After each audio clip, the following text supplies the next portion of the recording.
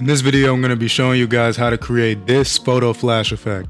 I often see this effect used in like darker toned music videos, so if that's what you're looking for, this is for you. If you guys don't know who I am, my name is DX, and over here on YouTube, I help out other creators like you sharpen up their editing skills and save time while they're at it with my presets. So without further ado, let's go ahead and get into today's video. So the first thing you'll want to do is go ahead and grab your still images from your music video. You can go ahead and do that through Premiere or After Effects if you have time for that. Doesn't matter how you get them, just make sure you get them. Once you've got them, go ahead and add them to your timeline. Alright, so for tutorial's sake, I'm only going to use 4 still images, but as I found, using more still images for your flash effect will make it look smoother and it will make it look cleaner overall. So I would recommend using more. So the first thing you're going to want to do is cut each clip to the length of 4 frames long. So we're going to go through and just go ahead and delete all of these at 4 frames. Alright, so once we have them all cut like that, what you're going to want to do is go ahead and duplicate them and toss them on top of your original 4. Now, if you have more still images and you have around 8, I'd recommend having at least 8. If you have 8 images, you won't exactly need to do this. Now that we have our collage of pictures, the next thing that we're going to want to do is go ahead and pre-compose them, put them all in the same layer.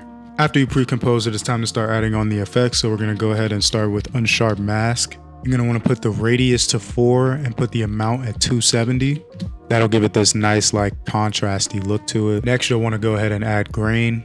Go ahead and change the viewing mode to final output, as well as going into color and changing it to monochromatic. You'll see why in a second. Next effect we'll add is hue/saturation, and we'll go ahead and turn the saturation all the way down to give it the black and white effect. You don't have to do that if you don't want the black and white effect, but I feel like it personally looks better for this effect. Now we'll go ahead and leave this alone, and we'll go ahead and create a new adjustment layer. We will go ahead and make this adjustment layer 3 frames long, and then next we will add brightness and contrast to that adjustment layer. Once we've done that, the first frame of the adjustment layer, you're going to want to keyframe both of them and then go ahead and leave them as they are for the first frame, and then go ahead and change the brightness to something like 75, and then change the contrast to something like 60, and then go to the third frame. Once you've done that, it should give us the flash effect. Once you've done that, go ahead and move that to the middle of where your scene changes at for every single one of the times that it changes frame. So basically put 1 adjustment layer every 2 frames. That'll give all of the picture changes a flash effect, and it'll start to look something like this. Now the next thing you'll want to do is go ahead and add S-Shake on top of your pre-comp layer. Go ahead and bring your amplitude down to something like 0.200. Go ahead and bring your frequency down to something like 2. That will go ahead and give it the nice shake effect that you saw earlier. So the first thing you're going to want to do is turn on the motion blur. And once you turn the motion blur on, you'll want to change the amplitude from 1 to 0.200.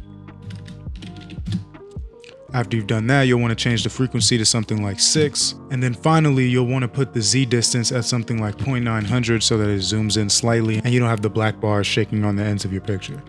Still not quite there yet, so we'll go ahead and turn our frequency up to something like 8. And so after you've done that, you should have something that looks like this. Pretty smooth. Now we'll go ahead and add on our sauce.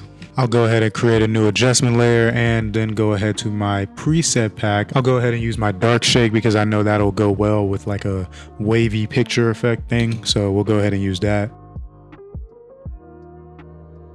So yeah, instantly we get a super smooth effect that goes on top of the effect that I showed you how to do to, really make it your own. And honestly, a lot of the things that we did do in this video would be already available in one of these preset packs. I have a bundle available on my store that you guys can go check out if you are interested. And yeah, that should be all for today's video. If you guys enjoyed, I want you to hit it with a like, comment, and subscribe. And hope you're having an amazing day. Peace.